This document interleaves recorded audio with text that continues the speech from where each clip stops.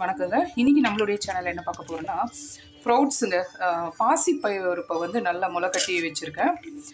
இத வந்து நம்ப சில பேருக்கு வந்து அப்படியே சாப்பிட்றோன்னா, அந்த பச்சை வாசனையோட நல்லா இருக்காது இல்லைங்களா? சில பேருக்கு பிடிக்காது. அதனால நான் இதில என்ன பண்ணியிருக்கேன்னா, கேப்சிகம் கட் பண்ணி சின்னதா கேப்சிகம், ஒரு கேரட் போட்டிருக்கேன்.